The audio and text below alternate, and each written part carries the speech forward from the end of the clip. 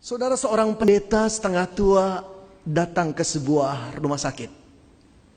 Dia bermaksud menengok seorang pemuda jemaatnya yang dalam 3 bulan terakhir kena kanker yang begitu ganas. Yang aneh, dia membawa sebuah atau sekuntum bunga yang sudah layu. Ketika dia datang, sang pemuda senang, pendetanya berkunjung kembali. Lalu dia meletakkan bunganya, lalu dia ngobrol dengan sang pemuda. Dia menghibur pemuda itu, yang dalam 3 bulan, tubuh yang maco, paras yang ganteng itu terkuras habis oleh penyakit jaringan-jaringan yang tidak normal. Kanker ganas dalam tubuhnya. Saudara, berkali-kali sang pemuda berkata, "Pak Pendeta, kalau Tuhan menyembuhkan saya akan melayani Tuhan. Saya akan mempersembahkan tubuh saya untuk menjadi persembahan yang hidup bagi Tuhan." Sang pendeta tertawa, tersenyum, "Saya doakan, nak."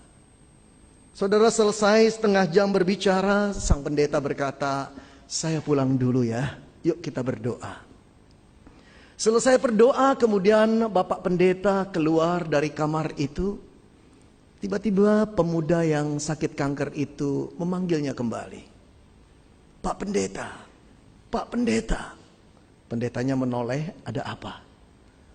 "Bolehkah saya bertanya satu pertanyaan kepada Bapak?" Pendetanya kembali lagi, "Mau tanya apa, nak?" "Dari Bapak Pendeta datang dari tadi, saya bingung. Kenapa kali ini Bapak datang membawa sekuntum bunga yang telah layu? Kenapa, Pak?" Pak Pendeta tersenyum, "Bolehkah saya duduk kembali?" "Oh, silakan, Pak," kata pemuda yang terbaring dengan sakit yang luar biasa pada stadium tingkat terakhir. Lalu pendeta itu menatap dia dan berkata, "Bolehkah aku berterus terang kepadamu, hai anak muda?"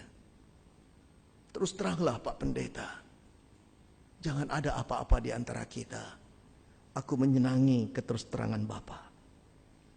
Lalu kemudian pendeta itu berkata, "Nak, ingatkah setahun yang lalu, waktu ibu pendeta mendekati kamu dan berkata, anak-anak remaja membutuhkan pembimbing kelompok kecil. Maukah engkau membimbingnya?" Engkau berkata, "Waduh, Bu Pendeta, saya masih sibuk kuliah." Setelah engkau masuk masa skripsi, ingatkah engkau teman-temanmu di pemuda berkata, "Jadilah ketua komisi pemuda, engkau yang paling berkarisma." Lalu engkau bilang apa? "Saya masih skripsi." Betul, itu yang kau katakan.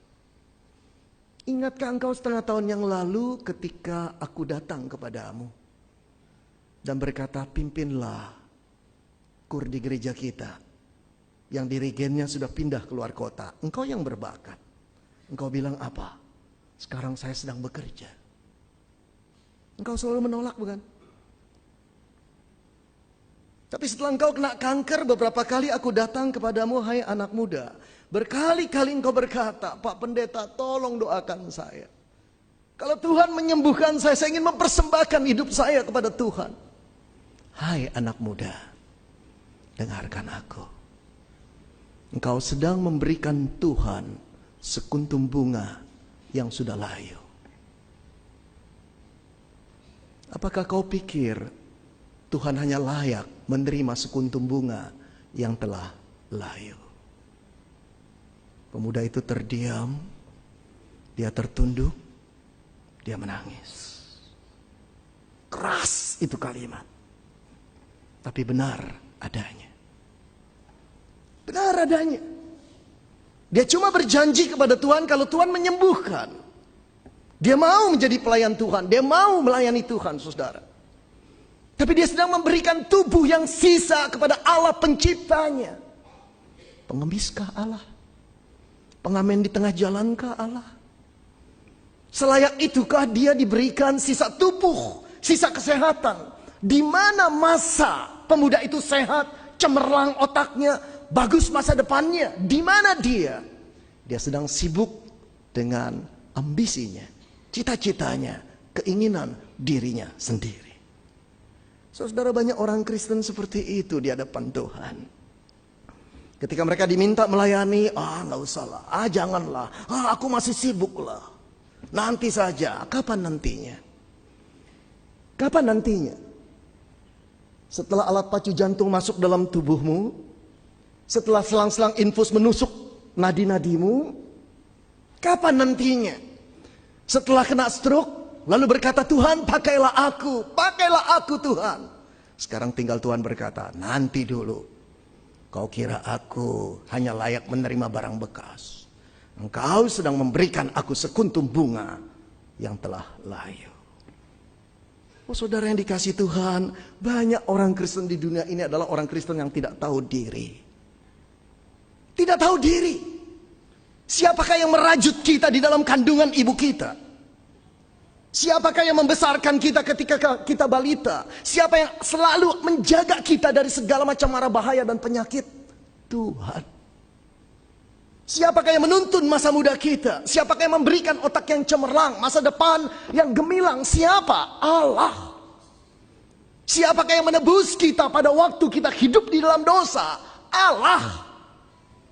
Lalu tidak layakkah Allah ketika dia meminta tubuhmu dan tubuhku untuk dipersembahkan kepadanya sebagai persembahan yang hidup, menjadi dupa yang harum bagi namanya? Tidak tahu diri, bukan? Kalau kita punya keperluan, kalau kita terdesak, kita menjerit kepada Allah. Kalau dia tidak mengabulkan, kita marah dan berkata, engkau Allah seperti apa? Aku tidak akan percaya kepadamu.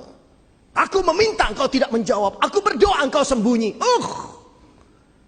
Kita tidak tahu yang kita ajak bicara, yang kita adalah Pencipta. Satu tiupan nafasnya membuat jiwa kita bisa terbang melayang. Kita tidak lagi hormat kepada Tuhan. Kita tidak lagi takut akan Tuhan. Kita membuat dia seolah-olah kacung kita, bujang kita. Kita seolah-olah berhak atas diri kita. Seolah-olah kita bisa menciptakan diri kita sendiri dan tidak bergantung kepada Allah. Padahal seluruh hidup kita sampai sekarang ini, kita bergantung kepada Tuhan. Saudara, karena itu Paulus mengingatkan jemaat atau orang Kristen di kota Roma untuk tidak main-main dengan Allah, untuk memuliakan Tuhan dengan tubuhnya. Karena itu dia berkata,